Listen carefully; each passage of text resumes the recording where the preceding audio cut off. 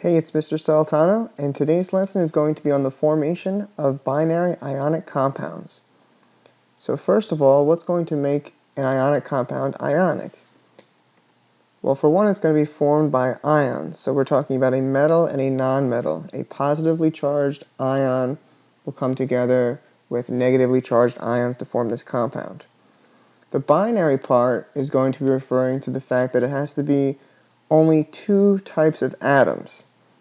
So only two types of elements will combine to form these type of compounds. Now, it doesn't have to be just two total, but it needs to be two types. For example, sodium chloride qualifies as a binary ionic compound. It's made of two types of elements. Magnesium chloride is also made of two types of elements. Again, a metal and nonmetals coming together to form this ionic compound. This would also qualify. Now, in order to predict how these are going to form, we first have to know the charges of our different ions. So let's take a look at our periodic table and see how we can accurately predict the charges on those ions. You may want to pause here and grab your periodic table. The first group will always have a +1 charge. The next group will always have a +2 charge. The transition elements, their charges are going to vary. So they don't really occur in a predictable pattern, and some of them have actually multiple charges, more than one charge. So we're not going to have a real pattern there. The next column is going to be a +3 charge. The next column will have varied charges. Then we have a -3, a -2, a -1, and then the noble gases will have no charge because they're stable and they're not going to gain or lose electrons to achieve a charge. Now, in case you missed it, here are those charges again. Now, notice that the charges we're talking about are all above the main group elements, which are the groups that have an A above them. So we see here those A's in the main group elements. Now, the way that we're going to use this to help us remember it is we're going to have our nice big A, which is shown to the right here, and then around that A, we're going to show the different charges. So for example, we're going to list our +1 charge at the bottom left for our first column. And then our second column is going to be our +2. We're going to skip the middle and go to the next A column, which is a +3. The next column will vary. And again, we have a +1, a +2, +3, and varies. And then going back down, we have a -3, a -2, and a -1, and then of course those noble gases will again have no charges. So the question then becomes, how are we going to apply this to ionic compounds? How are we going to use these charges to properly form those ionic compounds? So let's take a look at that now. Okay, now in order to properly form the formula of an ionic compound, the charges must balance each other out. The total positive charges must equal the total negative charges. So let me show you what I mean by showing this online simulation. So let's start the simulation. Okay, so the first thing they want us to make is sodium chloride. So remember, sodium, that's going to be our cation, which is positively charged. So we look down here for sodium, and here it is. I click on that one. And now we're going to need to get chloride. Okay, so I click on that and bring that over. Now notice the charge on sodium is a +1, and the charge on chlorine is a -1. So we only need one of each to really balance this out properly. A +1 will be fully canceled out by a -1, which will give us our neutral compound. Now this is a correct answer. Now this intuitively makes sense because we know that the formula for sodium chloride is NaCl. Okay, so now let's look at another example for that. Now it says we're going to make sodium oxide, so let's try this out. So again, we find sodium, that's a +1, and then we go to grab oxide, which is the anion for oxygen, right?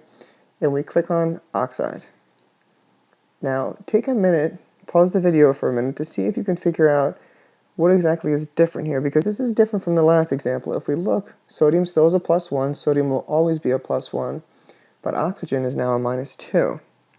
So take a minute to figure out what do you think you would actually do to solve this, and then restart the video.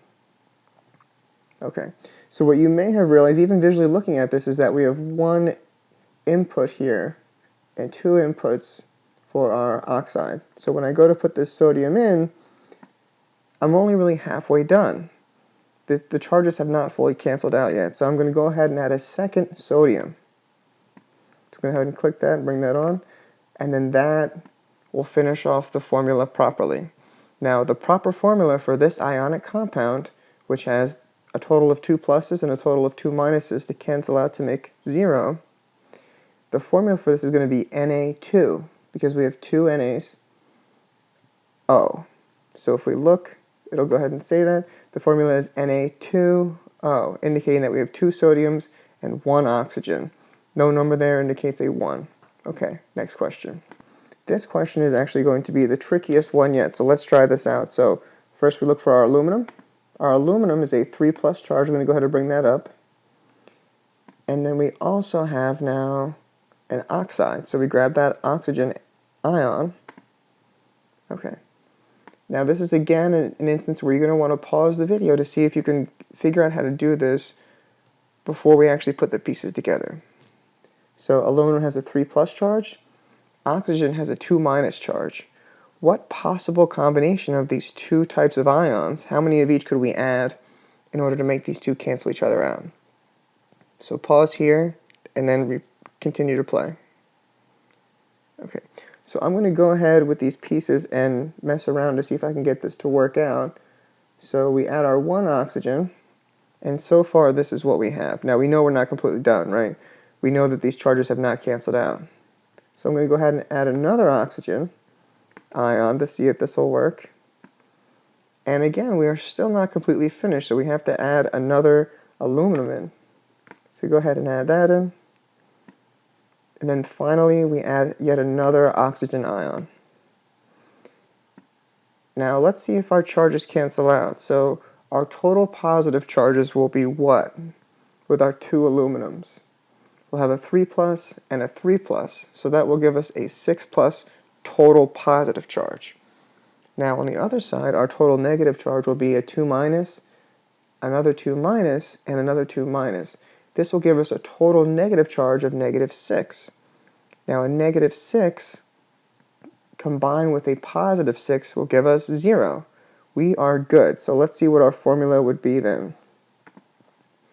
Now our formula would be Al2O3. Now this makes sense because we have 2 Als, 2 aluminums, and 3 oxygens in order to pull this off. So this is the correct formula every single time for what's called aluminum oxide. This is the correct formula for the ionic compound.